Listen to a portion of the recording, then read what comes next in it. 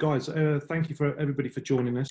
So from our point of view, just want to start with a very clear recognition to all the bereavement services organisations across the UK, across Ireland, across the other parts of the world, Australia, New Zealand, everywhere. Thanks to the essential work that you guys are doing, all the contingency planning during these very tricky times, key work is very, very important to keeping things going and helping everybody deal with this really bizarre and quickly changing situation. So thank you to all you good folk who are working hard on that. So I want to just turn over there to probably Julie first, and then to Jason, and give these guys the opportunity to do a quick introduction to themselves and what they do. Julie. Hi, yeah, I'm Julie Dunk. I'm the Chief Executive of the Institute of Cemetery and Crematorium Management, and we're a membership organisation representing people who own, manage and run and work in cemeteries and crematoria in the UK. Very good, awesome. Thank you, Julie. And yourself, Jason. So Jason Masters, I'm based in Sydney, Australia. I'm a bit of an eclectic person. Academically, I'm an economist and computer scientist. My portfolio these days includes a number of boards, audit and risk committees at both state and local government level, and I do a lot of consulting in corporate and IT governance and probity. My experience in the cemetery space, Rookwood Necropolis, which is I think the 6th largest cemetery in the world here in Sydney, has 3 operators there. Rookwood General, which is about 2/3 of it, so it puts it probably around the 15th largest cemetery in the world. I was asked by the Minister to step in as the board of one, and I did that for 2.5 years, or 2 3/4 years, to turn that business around. And then after that, I was asked by the board of Southern Metropolitan Cemeteries in New South Wales to step in as their interim CEO. Initially it was for 4 months, but that ended up being a 10-month stint with a few crises that we had to deal with during that period of time. Very good, very good. Okay, thank you very much, Jason. So, guys, we've got some great perspectives from a UK and Australia background here today. So, please embrace them both. Don't be put off if you're hearing, maybe some legislative insight or some experience from different territories across the globe. It's great to hear the different ways people are going about things, and a great opportunity for us to share ideas and learn. So that breadth of insight is going to be very good today. So thanks to those guys. So I think the order of the day from our point of view is interactivity. So please, everybody that's on today, feel free to contribute. On your console there, you'll see you have the option to ask questions.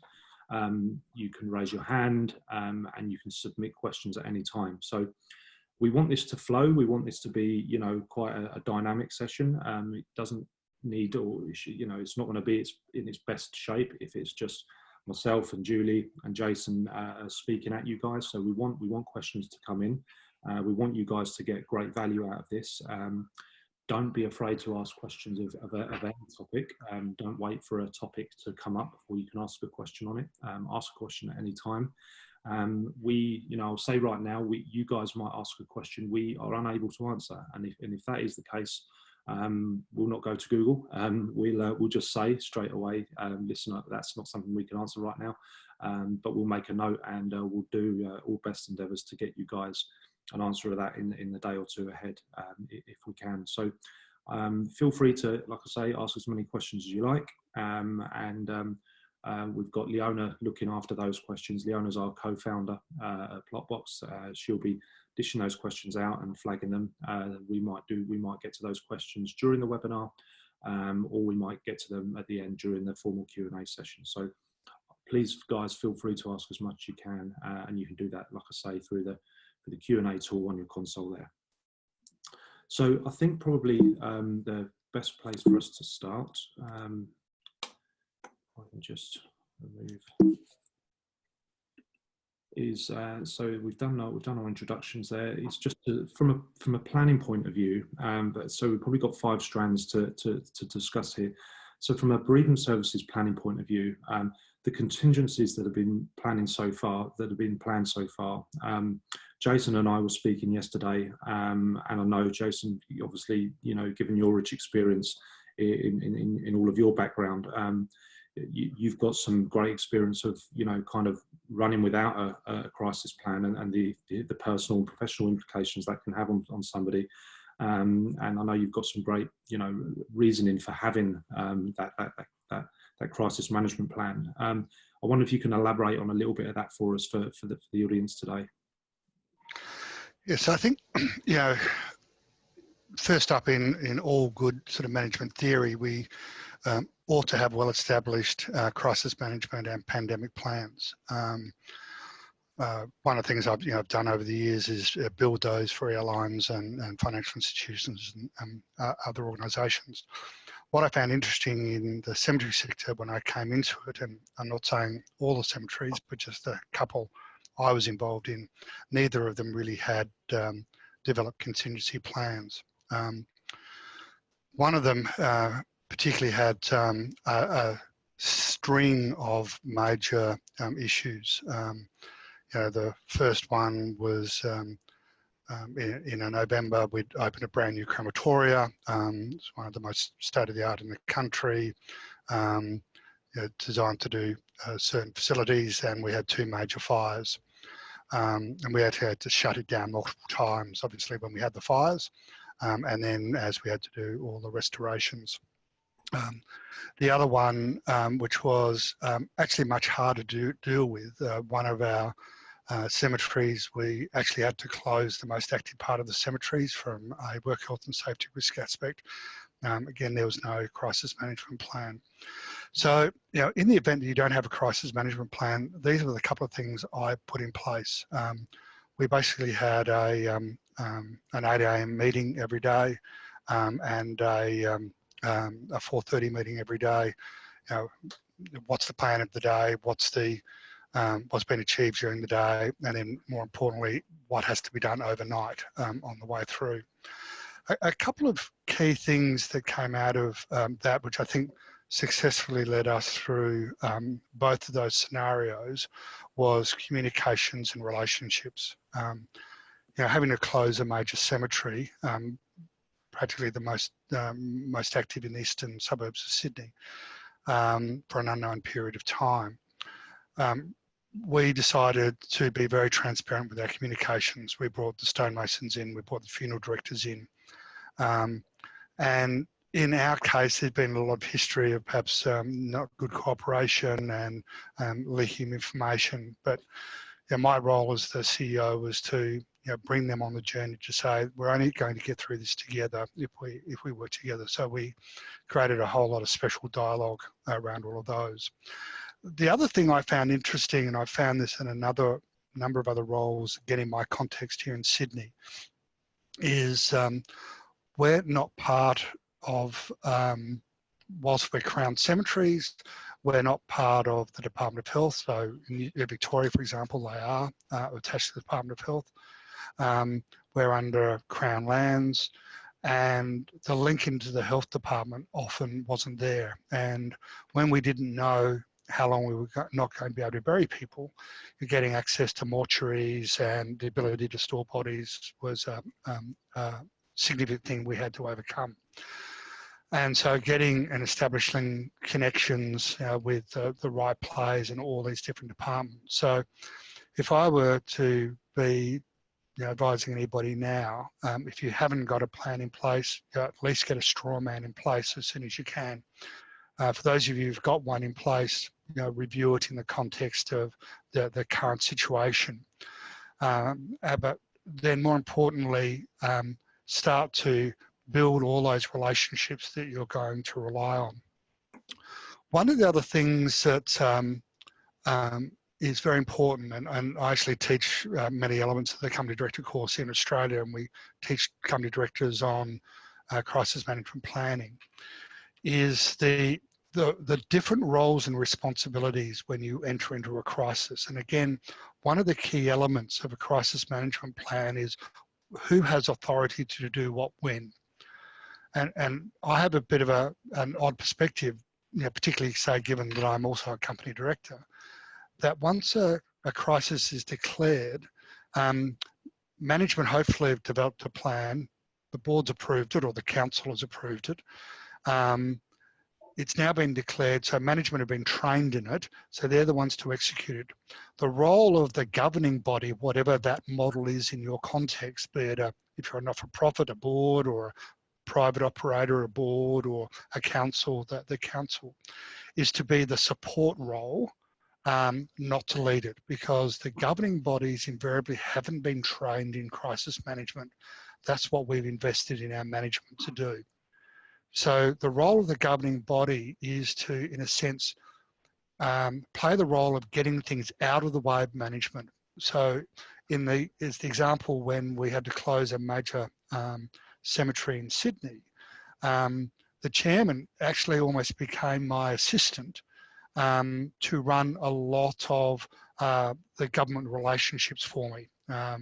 I wanted management to focus on a lot of the operational issues, but we, as it turned out, didn't have all the connections into all the different departments we needed. So the chair and several of the other directors were actually tasked by me to get roadblocks out of the way in the government space and build the connections we needed to actually execute the recovery that we needed to do. So that might sound a little bit odd, and for some people who've got governing roles, that's a bit of a threat. So that's why I think it's really important to work through all of those accountabilities and responsibilities now. So when the proverbial does hit the fan and a full-blown operational crisis is declared, everybody knows the rules of the game. Yeah. Absolutely, no, that's perfect, and getting that balance right between the board and your management team, absolutely essential. Thank you, Jason. There's a question in here now. It's I think it's for Julie. Leona, do you want to put that to Julie if you can? Yeah, absolutely.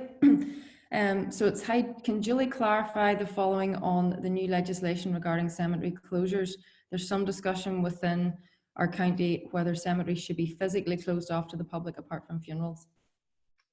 Okay, yeah, that's a very good question, and one that we're seeking clarity on at the moment. The Health Protection Coronavirus Restrictions England Regulations 2020, sorry, that's a bit of a mouthful. But those regulations that came in following the passing of the Coronavirus Act are a bit confusing. They state that anyone responsible for a crematorium or burial ground should ensure that the crematorium is closed, except for funerals and burials. So it specifically mentions that the crematorium must be closed, but doesn't actually refer to burial grounds being closed. So unfortunately, it's not helped by the fact that in Scotland, the Scottish government have decided that it does just relate to crematoria. So Scottish crematoria should be closed, and that would include if a crematorium in Scotland is situated within a cemetery, then the burial ground will be closed as well. In Wales and Northern Ireland, the opposite has been decided, and crematoria and cemeteries or burial grounds should be closed. So in England, it's uncertain. Scotland, it's crematoria only. Wales and Northern Ireland, it's all cemeteries, crematoria. What it does mean in England is that if you are having problems in your cemetery, if people are misusing them, if they're congregating there and flouting the social distancing guidelines, then you can shut the cemetery if you think that is appropriate. Bearing in mind that you do have to protect any members of staff still working in the cemetery. You don't want to be exposing them to risk either from catching the virus if groups of people are using the cemetery like a park, or from potential verbal or physical abuse if your team members try and sort of tackle any antisocial behaviour going on, they're putting themselves at risk. So although currently the regulations don't specifically state you should close a cemetery, you can do so where you think there's a high risk. I hope that answers the question. We are pushing for a definitive answer in England, and the Ministry of Justice have undertaken to try and get a definitive answer on this for us, I'm hoping today. And as soon as we do, we will email our members and put the information on the ICCM website. Awesome, Julie, thank you so much. And that's why we've got people like Julie and Jason on today. You know, that expertise, that knowledge of what's happening in every part of the UK and Australia, you know, invaluable. A much better answer to a difficult question that I could have given you. I can promise you that much. So thank you, Julie. We've got a question in from Tracy from Watford Borough Council, and Leona, if you can bring that one in for us as well. Yes. Will there be any financial help available for families who may not be able to pay for burials? This may become a problem, especially if more than one death occurs. Yeah, that's hi Tracy. Thanks for your question. That's a really good point, actually. And at this stage, the answer is no more than is already available. So you're probably aware that in England, people who are on certain types of benefit can apply for a funeral payment. I know the DWP are looking at this at the moment with a view to relaxing some of the requirements for actually applying for that payment, because it can, as you know, can take quite a long time. So I know they're actively looking at that. They have, I read in the news yesterday, they've had something like 1.5 million new applications from people who have lost their jobs due to the virus. So I know they're incredibly busy, and it's going to put a lot of strain on their resources. There was a suggestion that everybody should get a death grant. So no, regardless of the circumstances, and I think government were kind of looking at this, but I've got no further information on that at the moment. Obviously, one of the concerns is that, you know, families may be forced to pay, or may be faced with paying for more than one funeral if they're unfortunate and lose, you know, several members of a family. It could put a real financial strain on them, especially if they're in furlough or have lost their jobs as well. So I think it's an emerging situation. Obviously, there's the public health funeral route, and I can see that this could put a lot of pressure on local authorities if number of public health funerals increase. So the honest answer at the moment, Tracy, and anybody else, is there isn't any plans currently to change the help from what already exists, but that may change over time as things progress. Very good. Very good. Thank you, Julie. Jason, somewhat putting you on the spot, so apologies for that. I don't suppose you've any insight. Thank you from an Australian point of view as to either of those two questions. So the questions around burial grounds and crematorium being closed off, or the financial help. So what I'm seeing at the moment is there's sort of general across the board policies around social contact, you know, social spacing, you know, in most states in Australia now. Unless you're out of your home with your family, you're only allowed to be with one other person. But you're encouraged to go out and exercise, and so exercising in parks, which might include a cemetery, may be considered appropriate. But again, each operator has to make their own judgments around, you know, safety of their staff and ongoing operations. So that's, you know, I'm just looking at one of our association websites is, you know, questions around, you know, starting to have conversations with community groups.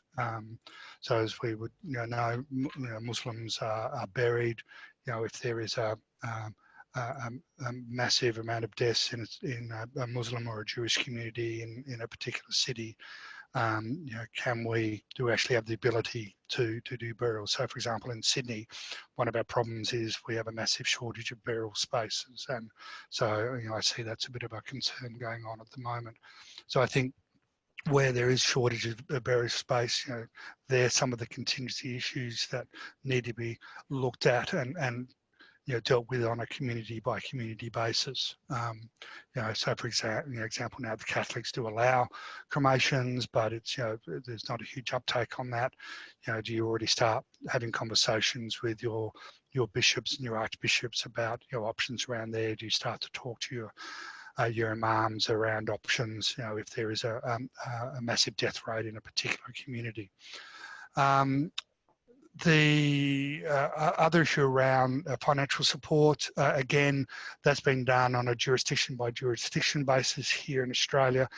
Most semi-operators here do have some form of financial support on a needs basis.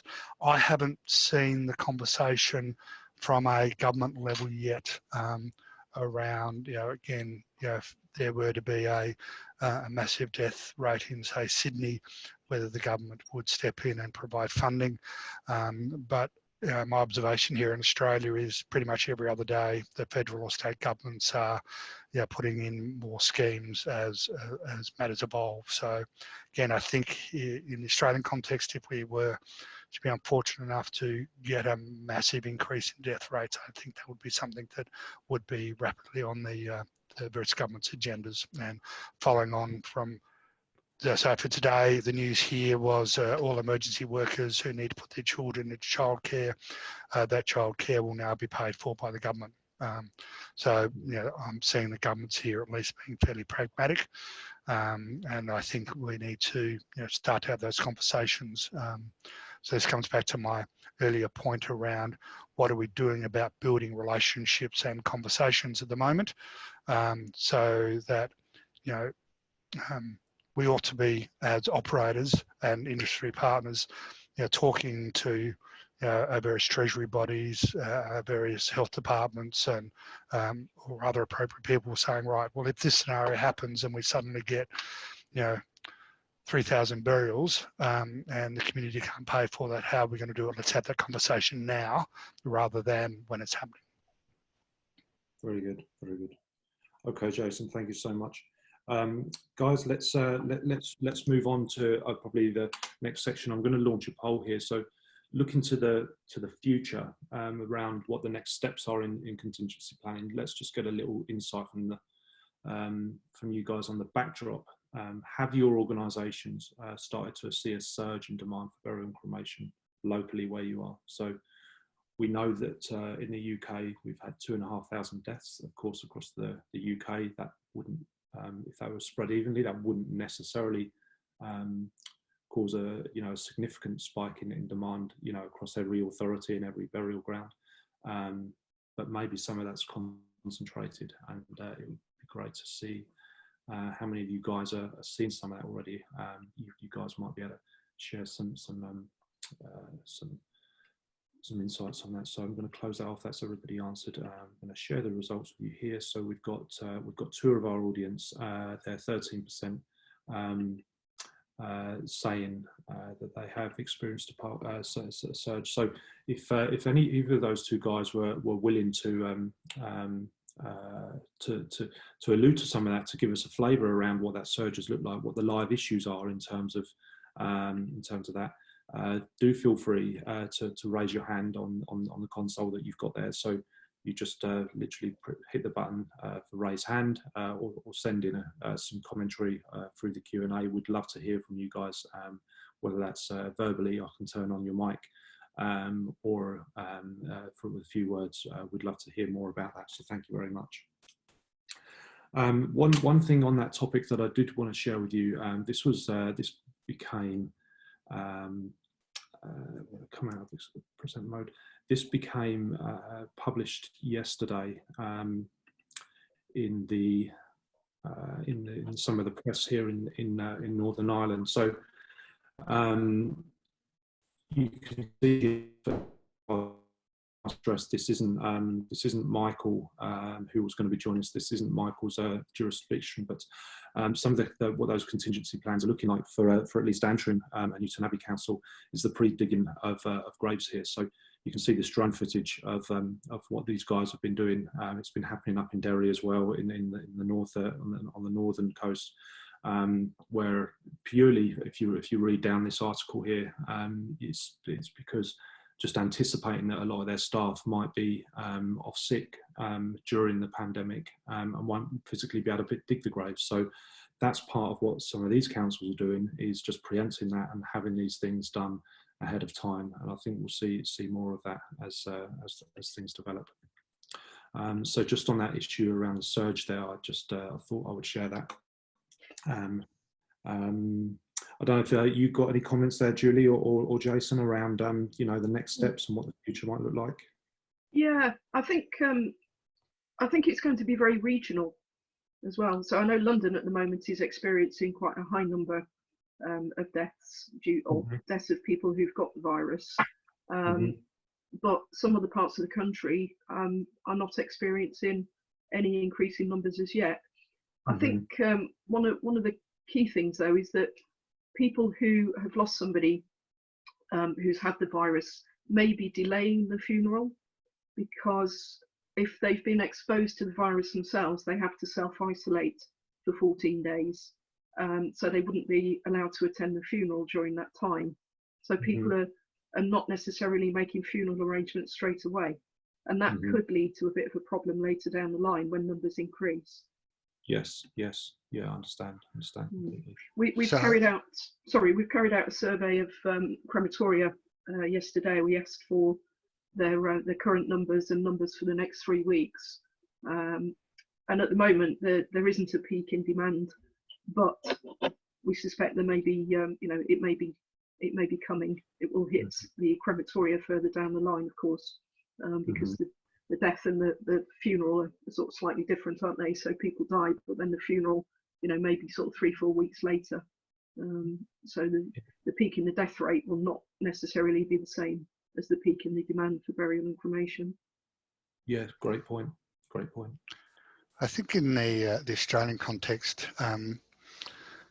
we have a fairly high cremation rate in Australia, and a lot of the burials there is a high proportion of pre-purchase. So I think cemetery operators need to be thinking about what's their strategy at the moment between pre-purchase versus at need, particularly if you're an operator that is getting relatively full. How do you do that trade-off?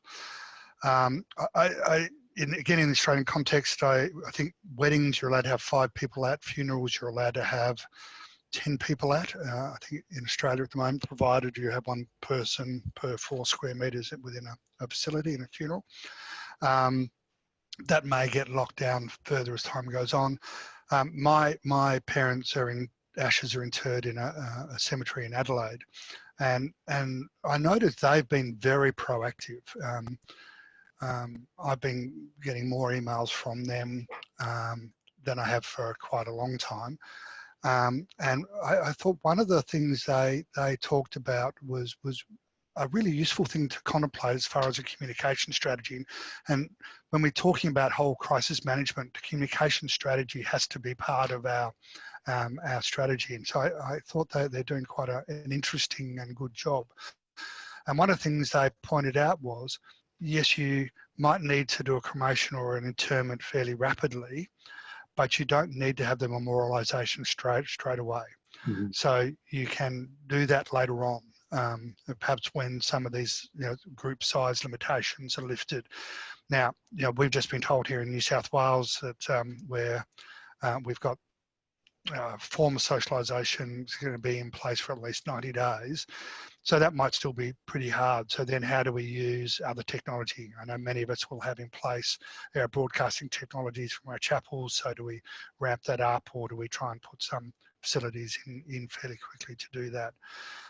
So I think, there's some of the challenges that we need to be dealing with.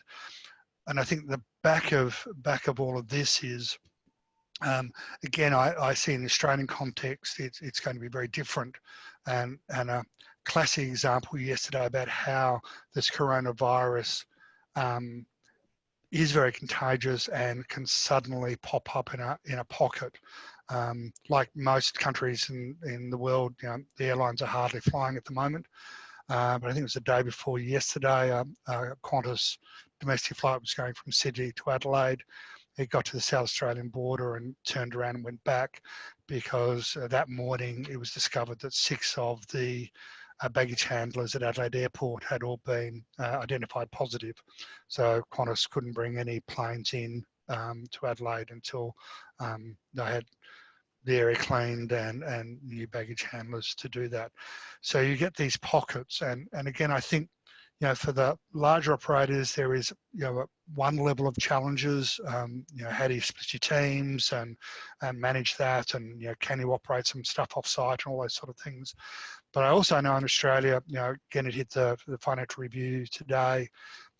Greyhound, our national bus company, a private bus operator, long distance interstate country, has basically now closed most of its services.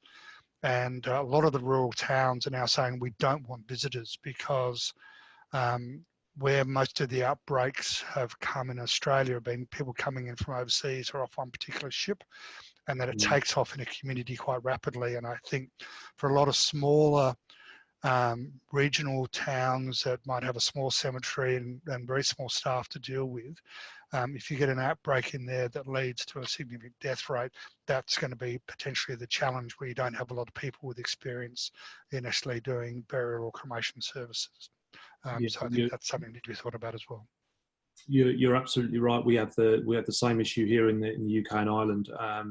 Just over the last weekend or so, we had a run of good weather in the spring. And the thousands of people flock into the Scottish Highlands, the Welsh borders, you know, all these lovely outdoor spaces, these rural communities, and you know that transferring that risk from the urban centres to these small communities where resources are lighter. It's a problem we've got too. So it's a great point. Thank you very much, Jason. Sorry, go on, Leona. Before you move on, just Tracy has posted a comment there about that they have started pre-digging graves, mainly in the Muslim section, so that they can accommodate quicker faith group burials. So that's a good point to consider as well.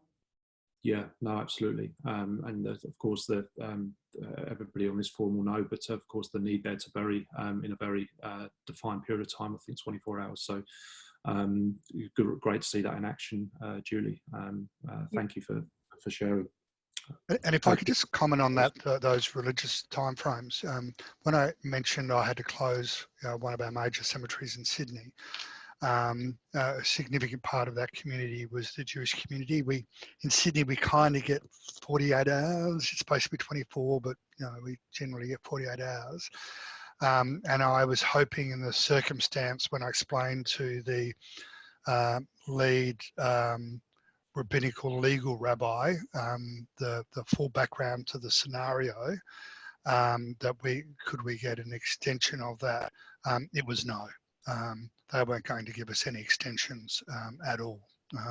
So we actually had to go to the point of negotiating with another cemetery, potentially to take on families who had pre-purchased in a cemetery. But we also then went and, because once we started to reopen after about a fortnight, it was a 6-day digging process to dig one grave.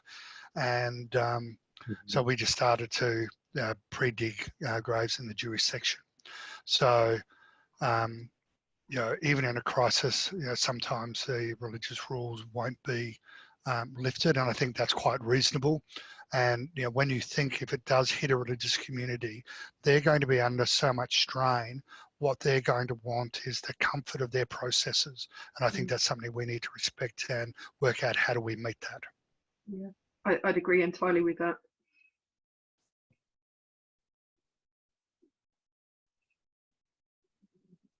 Hello guys, everybody connected okay? Yeah. Maybe lost you for a wee split second. Right, sorry. Julie, you said you agreed entirely with that point?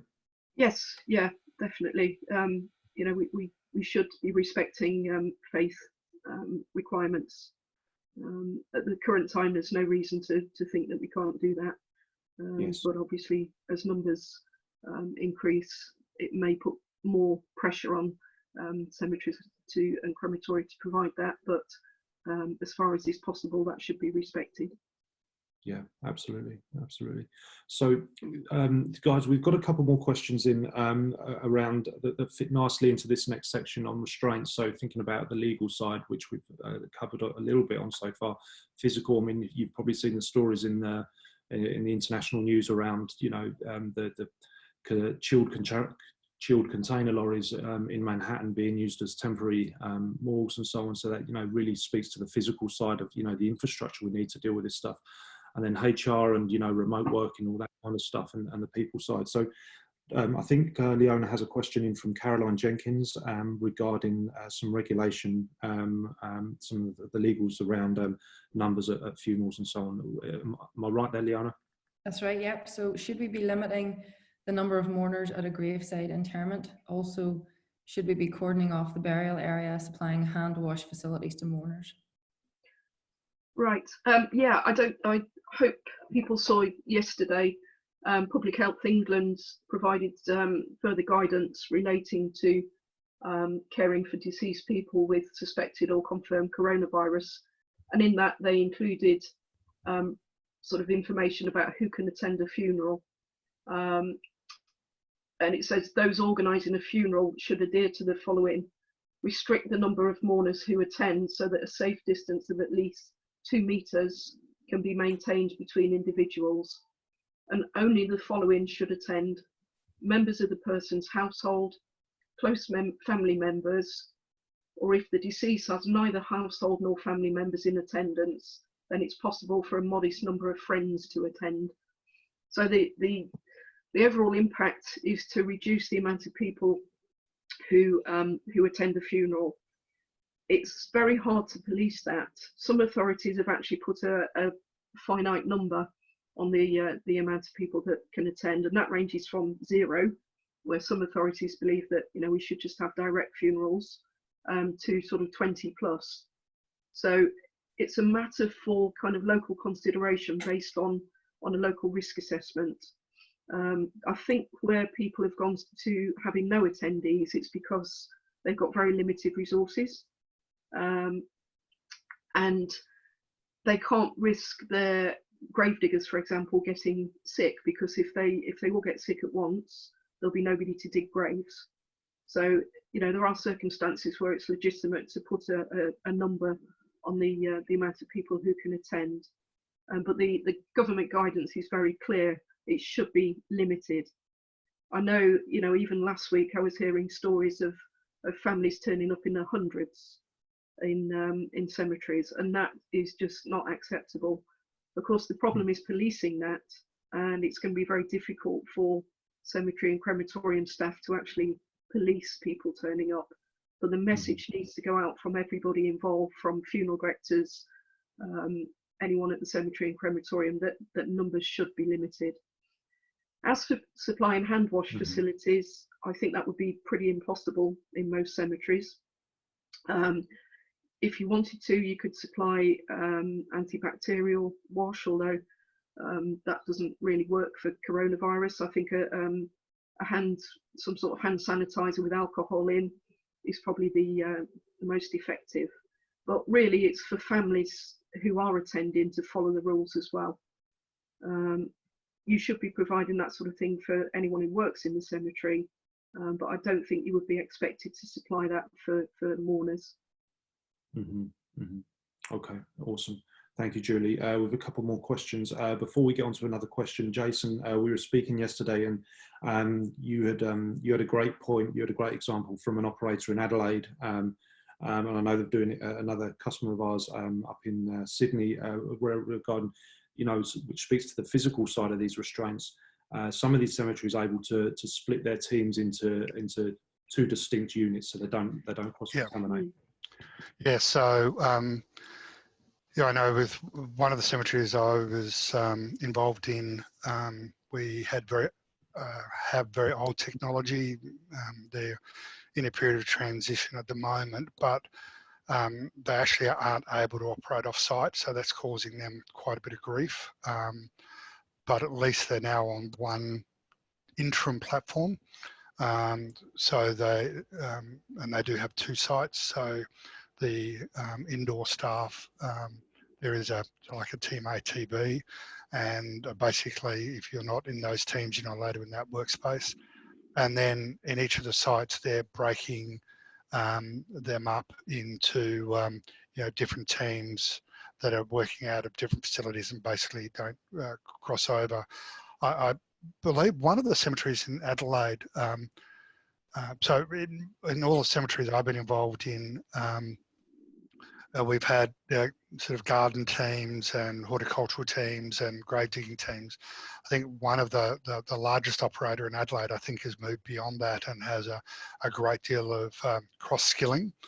And I think that might be something that we all need to be looking at if we're, particularly again, the larger operators who do, have dedicated horticultural teams and, all these different teams, that maybe one of the things need to be looking at is how do you cross-skill and perhaps divide up your teams.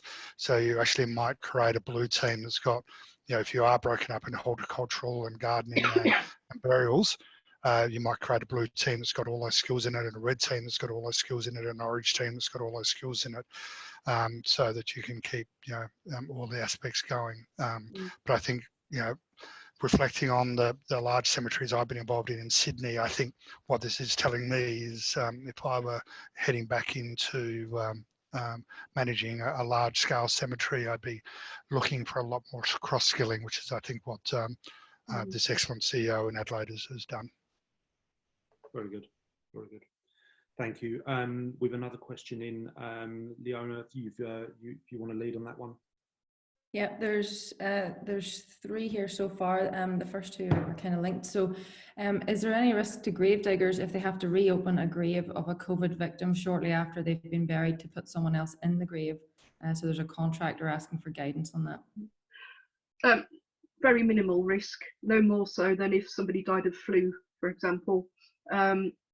Certainly in the UK, the legislation for local authority cemeteries requires 6 inches of undisturbed soil between burials. So you shouldn't be disturbing previous burials, so the risk is very, very small. Also, I think it's been shown that the virus begins to die as soon as somebody dies. The virus will also start to die, and after 72 hours, the risk from a dead body is virtually nil. So by the time the grave is reopened for a second burial, there shouldn't be any risk anyway. Plus, the grave diggers, shouldn't be coming into contact with any contaminated soil because they should be leaving the 6 inches of undisturbed soil between them. Very good, very good. Thanks. And again, in the Australian context, I know in my jurisdiction to do an exhumation, we actually have to get the approval of the Department of Health. So again, that's an opportunity to strengthen those relationships. As the science, I agree with Julie, that's kind of my understanding, but we're also knowing that there are some variations coming up at the moment. So again, strengthening those relationships with those various other bodies. So if you do have an exhumation, you know who to be asking for the latest data and information. Yeah, thank you. Leona, there's another question. Yeah, from Sarah Dawson. So, hi Julie, could you confirm with the new legislation, what's the recommendation for people who have passed away from COVID-19? Should they be cremated or buried? That currently remains the family's choice. There's no legislation to say either way on that at the moment, and I can't see that there will be, to be honest. Although COVID-19 is a notifiable disease in that governments are collating statistics on it, so it has to be notified. It's not a potentially hazardous disease that requires. It's not like anthrax or something that would require a directive as to burial or cremation. So at the moment, it remains the choice of the family. Jason, is that the same? And That's my understanding here as well. Okay, thanks for that. Okay, so thinking about people and more on the HR side, you know, there are, pretty much global direction, whether that's, soft direction or hard requirement on social distancing and remote working and so on. Certainly, both in the territories we're looking at today, as far as I know. So, and this kind of plays into technology and the way technology can enable some of that stuff, so that bereavement teams are able to work from home and have less, people in the office, or maybe just one person in the office for a period of time, and that's rotated. And if we had Michael on here today, he'd be giving some insight onto how his team have done that. And part of that is enabled by cloud computing, and having a cloud solution for running your operation, which of course is right in the wheelhouse of Plotbox. So don't worry, everybody, we're not on a sales pitch here in any way, but I think it's probably just very prudent and appropriate that we give some airtime to that in a soft way, as to how companies, organisations, councils, private organisations are being able to work remotely through technology. So probably just bringing Leona here, just for a quick moment, to give a little bit of a summary on how a cloud solution is helping an operator like Belfast City Council. Yeah, not to speak for Michael, but I've been chatting to him about this, a good few times. We've been in touch through this whole scenario, and I know Tracy there is on as well, who's able to work remotely using Plotbox. So I think for remote working, social distancing, and then also the third thing would be about the increase in demand that is anticipated. Certainly is given comfort. So from an immediate point of view, it's allowing people to work remotely. So maybe there's only one person in the office and the rest of them can communicate with them and do everything else online. And then moving on from that, if things do get increase in demand, get significantly higher, there is things like online booking systems for funeral directors, so you're not dealing with those influx of calls, which are only going to grow, and that's all able to be done online. So yeah, absolutely, there's ways in which technology can help sort of manage the impact of the current situation. Mm-hmm, mm-hmm. Can I chip in here? Is that okay? Please do, yeah, please, Julie. I think some of the positives that are coming out of this is the increased use of technology, and the fact that forms, particularly for cremation and death, the registrar's disposal certificate can now be sent to the cemetery and crematorium by electronic means, which has enabled people to work from home, to close offices, so that members of the public are not sort of visiting sites. So I think that is a very positive thing that has come out of this, and will probably change the way we do things in the future. Yeah, 100%. 100%. We're seeing, I don't mean to take this conversation off in anything of anything too much in a commercial direction, but we're definitely feeling that from the local authorities, that this situation has kind of prompted some action and spiked interest in putting those tools in place. Leona just outlined there how people like Watford Borough Council, Tracy, who's joining us today as well, and Belfast and others are utilising it. What Plotbox have done in response to that is to bring to market a very light product, a very small portion of our product, of our regular products, if you like. Very quick to switch on, just a couple of days or so, very low commitment. So, something for a 6 to 12 month period, very affordable, low cost, really accessible that way, and would sit alongside anybody else's current record management system. So just while this pandemic is in flux, what we, is ramping up, what we've done is just brought a very small piece of the wider solution to cemeteries in order that they, and crematoria, in order that they can do some of the things that they need to do to self-isolate and so on. So we'll leave it there, but if there's anything you know that sounds interesting there, guys, you know how to reach us. That we'll follow up and show you what that might look like. But yes, technology, I think, is only going to help us out of this, like Julie says there, change the way we think about things, do a lot of things. I think, you know, there's a huge amount of people doing things that they never thought they would be able to from home. So yeah, just on that note, Neil, just to finish that off, Linda from Rookwood General Cemetery Trust has just said, not a question but a comment, at Rookwood we're very grateful for Plotbox. We have most admin staff working remotely now, and we'll be starting to do new sales remotely as of tomorrow. So thanks for that, Linda. Good to hear that's helping you guys out. Yeah, fantastic, Linda. Thank you. We appreciate that. Linda's you know, a really important person and a very important customer for us. So it's great to hear that, Linda. And thanks for sharing. Okay, guys. So we're getting close to wrapping up here. Any more questions that you've got on your side there, Leona? Yeah, I do. So Robert from Adelaide is saying, here in Adelaide, as Jason indicated, we are yet to have a death as a result of COVID-19, but are experiencing cluster outbreaks of the virus. I'm interested with respect to the UK experience was or will be in relation to the tipping point for cemetery and crematoria operators. At present in Adelaide, under the Emergency Management Act, attendance at funerals is 10 for indoor funerals and 15 attendees for outdoor funerals. What was the lever in the UK that led to the banning of people from cemeteries and funerals? Yeah, people are not currently banned, just restricted. Although a few cemeteries and crematoria have put a zero attendance in for their own reasons. The reason really was to do with these containing the spread of the virus, and this was a government decision to go from the first phase of dealing with the virus to the second phase, which is I think containment.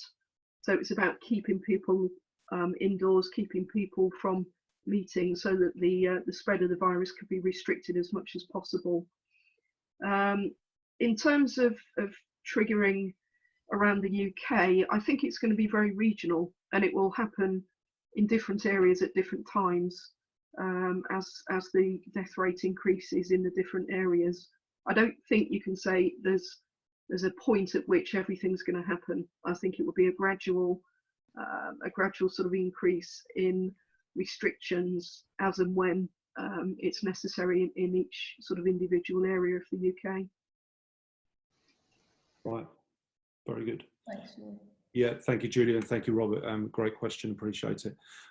So, guys, I can see from the engagement that we've had here and the attendance that's been maintained throughout, you guys have hopefully had great value today, and you know, huge thanks to Jason and Julie, who are making their time available to do this for us and to share, you know, not necessarily just for us, but for everybody that's on here. So thank you to those guys.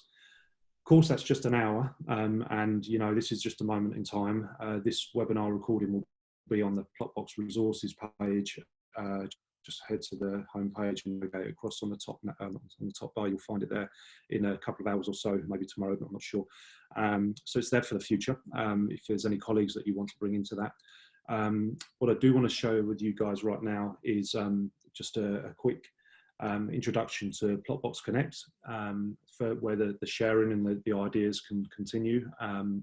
So this is a community forum that we've developed for the bereavement services community globally. So it runs across the UK and Ireland, the US and Canada, Australia, New Zealand as our key focuses, but really content, you know, everybody's welcome. The website is www.connect.plotbox.io. You can just see up here on the address bar. And really what it is just a place where people can go in, as you can see here, and post topics. You can go to your channels here, and you can just see all the topics that there are. You know, there's one here on innovation, chit chat. There's something specific here for each region, best practices and so on. And of course, right now, you know, we've got the very topical social distancing, business continuity and so on. So there's a range of stuff in there that's going to help people like you guys just dip in and out from time to time, post a comment, leave suggestions, leave ideas, help out a fellow a colleague in another territory, region, country, or just maybe another borough council just down the road. So feel free to jump onto that, Plotbox Connect, and we will and share more information as this thing and other things roll out. Any closing comments, Jason, Julie, from your side? From my side, Neil, I just want to sort of round out when I talked about the importance of having a crisis management plan, a pandemic plan, having people trained in it, having the accountabilities. Most of us will have some form of employee assistance programs to support our staff. One of the things that often gets missed is for the chief executive of the cemetery operator, that person becomes the center point. And when a crisis really happens, there is a huge amount of stress and strain on that person. I was lucky in my role where I had multiple contingencies. The chair actually allocated one of the directors whose role was to check in on how I was going.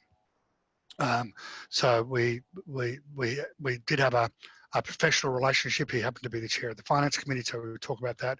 But he also had this role of making sure I was also humanly okay. And in my financial institution where I sit on the board, and all financial institutions are going through an interesting time at the moment. I said this to my chair, that I think we need to have a structure of support for our CEO, and I would encourage you to do it. And I said, I think it shouldn't be you as the chair, because the two of you have got a daily dialogue as we're going through the crisis. And the CEO was very pleased that the chair raised it. We actually asked the former chair of the board, who's no longer involved, but understands our business, to kind of be, for the want of a better word, his pastoral person. So they would talk more about his welfare going through a crisis, and the operational crisis would continue with the chair. So I think that's an important thing that often gets overlooked.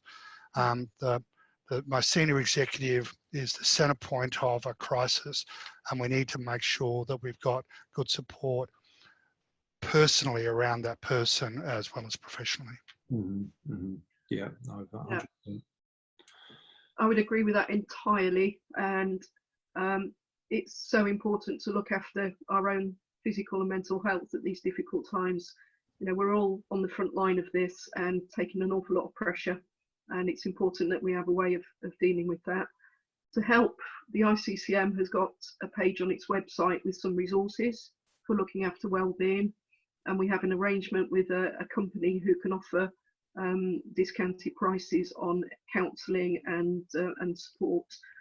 So there are details on the ICCM website. And I'd probably just like to finish by saying that we do keep our website as up to date as possible, and we circulate newsletters to our members with the latest information as and when it comes in. It's coming in thick and fast, as you can imagine. Oh, thank you, Neil, for bringing the ICCM webpage up. On the right hand side under recent posts, there's the wellbeing during the COVID-19 pandemic. Below that one, and there's resources on there. Very good. And we're here to help if anyone has any questions around what's going on or generally about cemeteries and crematoria. You can access the offices for help, either email or phone, or there's lots of information on the website.